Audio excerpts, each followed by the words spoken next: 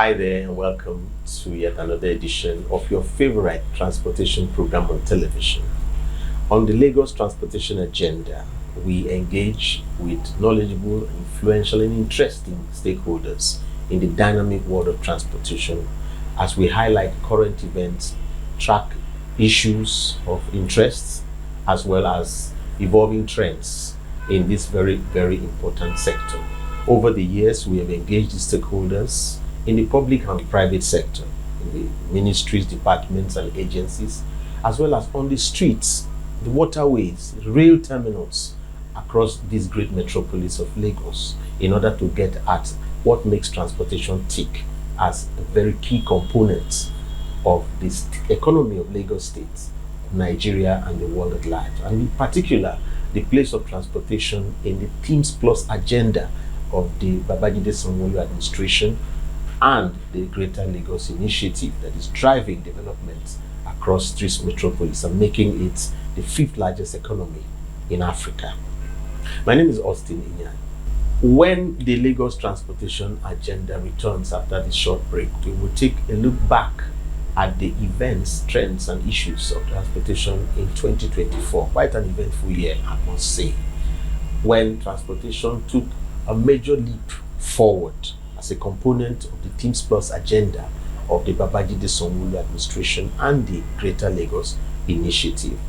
Transportation played its part in driving the economy as well as the profile and fortunes of not just Lagos State, but also its citizens. Welcome on board the newly retrofitted Light Ferry, where innovation meets comfort on water. As you step onto our state-of-the-art vessel, you'll notice the modern design and enhanced facilities that prioritize your safety and enjoyment. Our retrofitting process has not only upgraded the aesthetics, but also improved the performances of the boat, ensuring a smoother and faster journey across the beautiful Lagos waterways. Feel free to explore the spacious sitting areas equipped with comfortable amenities such as life jackets for all passengers, a first aid box, fire extinguisher, all for a relaxing ride. Our knowledgeable crew is here to assist you, making your journey as enjoyable as possible. Join us as we set sail towards a more efficient and eco-friendly future, embracing technology while celebrating the vibrant culture of Lagos. Thank you for choosing Light Ferry, where every ride is a memorable adventure. Welcome back on the Lagos Transportation Agenda. As I mentioned before the break, we are taking a look back at the events, trends, and issues that marked transportation in 2024. Quite an eventful year, I must say.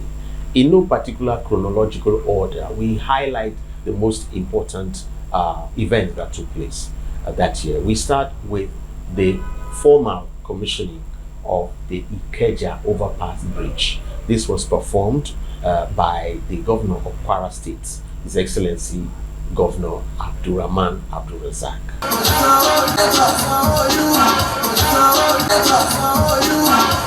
Just about 3 years ago, we gave our awards on the implementation of our two bold rail infrastructure, the Lagos Mass Transit, Blue Line, and the Red Line. Today, the first phase of the Blue Line is already in operation, carrying thousands and thousands of passengers on a daily basis, running about 54 trips on a daily basis. The infrastructure we're commissioning today is one of the 5 overpasses bridges that we plan on our Red Line rail alignment. Today, I'm happy to announce to Lagosians that this is the 4th in the series. We have commissioned bridge number 1, bridge number 2, bridge number 3, here we're commissioning bridge number 4.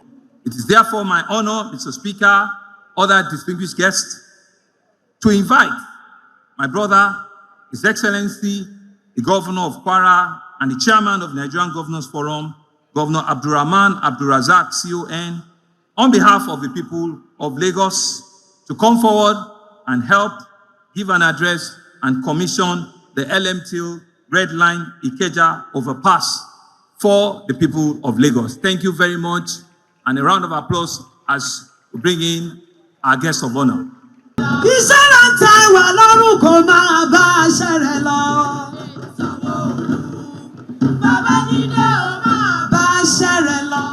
I therefore commend Your Excellency, the government of Lagos State, and all the team members who contributed to the delivery of this project of national importance.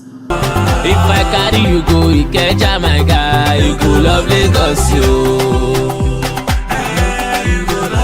If I carry you go Badagry.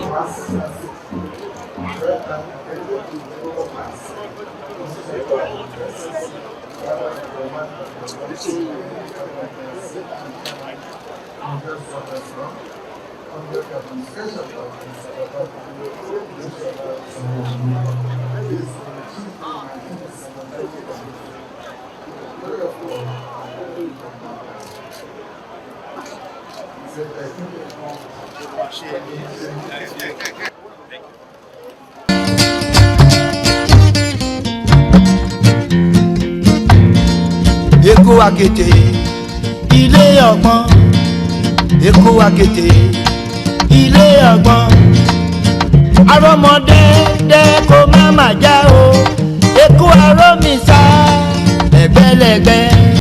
Welcome. Upon his appointment as the Commissioner for Transportation in Lagos State, Honorable Oluwaseun Oshiemi hit the ground running and took to his assignment, as they say, like fish to water. First of all, he made it clear as to his priorities in a press briefing in which he intimated the media as well as other stakeholders in the ministry, both in the public and the private sector, as to how he intends to execute his mandate in a bid to position transportation as a key component of the Greater Lagos initiative, as well as in particular the Teams Plus agenda of the Babajide Sanwo-Olu administration. A series of strategic initiatives have consistently served as instruments pivotal in advancing the first pillar of the Things Plus development agenda, which is traffic management and transportation. Under the stewardship of Mr. Babajide Sanwo-Olu's administration, these endeavors have been meticulously introduced to catalyze reform within the transportation sector. With a steadfast commitment to establishing an efficient, safe, reliable, and sustainable transportation network, as well as proficiently controlling and managing traffic flow, the state has prioritized the acceleration of its multimodal transport system. This system integrates various modes of transportation, including rail, water, and bus services, as outlined in the Comprehensive Lagos State Strategic Transport Master Plan. As part of strategy to ensure efficient traffic management within the states, the present administration has adopted a proactive approach centered around the identification and remediation of traffic-prone junctions. A key component of this approach is the implementation of the Traffic Management Intervention Plan, the TMIP, aimed at optimizing the utilization of carriageways, pedestrian walkways, parks, and garages. The ministry has continued to ensure that traffic signal lights remain functional through provision of alternative power source, repairs of damaged ones, and regular upgrades. The Honorable Commissioner for Transportation in Lagos State, Honorable Oluwaseun Oshiemi, also took time off from his very busy schedule to speak to the Lagos transportation agenda as to the nitty-gritty of his mandate and how on a day-to-day basis the Transportation Ministry under his watch is carrying forward the mandate it has been assigned in terms of policies, programs, and even projections for the near, medium, as well as the long term. Here are some excerpts of the conversation we were privileged to have with the Honorable Commissioner. Our interdependencies, of course, number one of them is physical planning. Yeah, okay. The major problem we have in Lagos is due to bad planning. And physical planning plays a major role in whatever we do as transportation. The Lagos Calabar Coastal Highway is passing through a large swath of the territory of your state. What plan does the Lagos State government have to maximize the opportunities of this very major artery, either on your own or in partnership with the federal government and all other states of the Federation? Well, that's an interesting question, I must say. The Lagos Coastal Road is not the only road that will be passing but not the only thing that will be going through that axis. I must also bring that to your notice. Interestingly, we also would have the Green Line, which would go from Marina all the way to Lekki Free Trade Zone. Okay. So there's a lot of play Okay. that's going to happen in that axis, because I must say that Lekki, that axis is actually one of the fastest growing areas in not just Lagos, in Africa. Exactly. So there's a lot of business opportunity and business hub also springing up. So it's a road that the coastal road, what that does for us, it opens up the place more. Yes, exactly. Not only just for transportation, also for tourism. Yes. So the synergy between the Lagos State and federal government is one that there's an alignment between us and a collaboration whereby the road alignment for the coastal road, it's not disturbing any of the plans that Lagos State has. Okay. So that handshake is one that is very critical, which makes that project a very viable and wonderful one. You can imagine the connection that would happen. Lagos to Calabar. Exactly.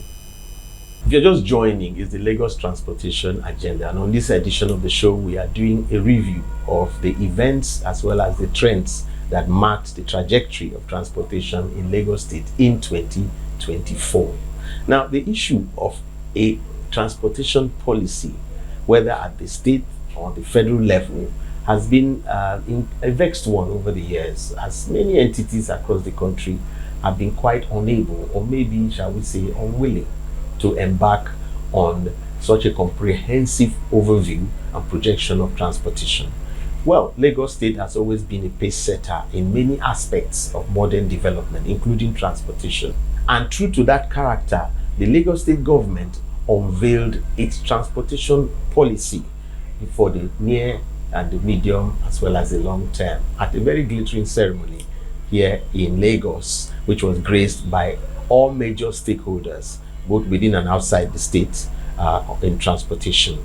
Here are highlights of the unveiling, which was presided over by no other than the Deputy Governor of Dr. Kadiri Hamzat. Before delving into the details of this groundbreaking policy, I'd like to commend all the efforts of our dedicated team of experts, policymakers, transport operators, stakeholders, and citizens who have lent their expertise, time, and insight to put together this policy document. Today, as we unveil this policy, we are making another significant step towards fulfilling that promise. I call on all stakeholders, all our government agencies, private sector partners, and the citizens of Lagos State to join on with us in implementing this policy. Together, we can build a transportation system that is the pride of Africa, setting a benchmark for others to follow. And I also will please encourage other states to please look at this and see how it can be implemented across the states in our country. And of course, as a nation, we must have one of these policies in place.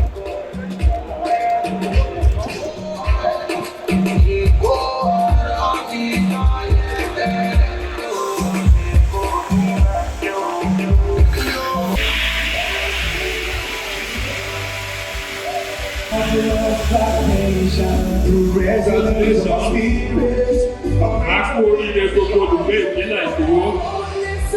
Oríire ńlá lélẹ́yìí nítorí a ti ní àkójọ àlàálẹ̀, a ti ní àkójọ ìlànà ètò ìgbòkègbodò ọkọ̀ tá a máa ṣe àmúlò tí nǹkan á fi rọrùn fún okòòwò ṣíṣe, ìgbé ayé á rọrùn. The Lagos State government has made no secret of its determination to actualize its long-standing quest of an integrated multimodal transportation system in line with global best practices, as well as positioning Lagos as a world-class business and commercial hub. However, challenges remain as far as the multimodal system of transportation is concerned, not least in recent times, the high cost of fares, whether you are traveling by road, by rail, or by water. It's no secret also that since last year, when the federal government abolished the subsidy regime on petroleum products, there has been spiraling inflation, and the cost of transportation, among others, has gone through the roof. This has been a great challenge for passengers, commuters, and even operators.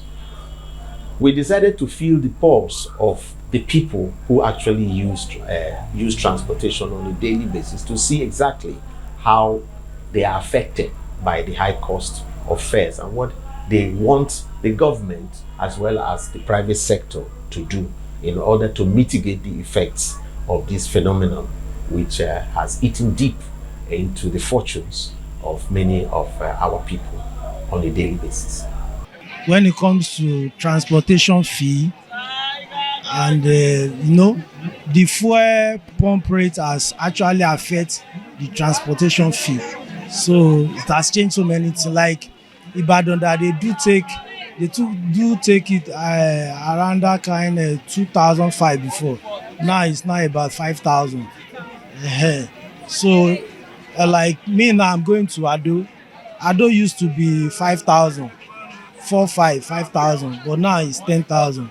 So you can see how the fuel pump rate has actually affected the transportation fee. It's not sustainable anymore.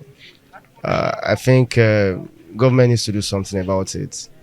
Encourage people to use the water transportation by probably subsidizing it, or coming to people's aid by introducing their boats and more larger boats that can accommodate quite a number of people. And maybe, because the price is crazy, as you can see, 3,000 naira to and coming back is also 3,000. That's almost 6,000. And from where you're coming from, 2,000, that's almost 10,000 a day. It's no longer sustainable.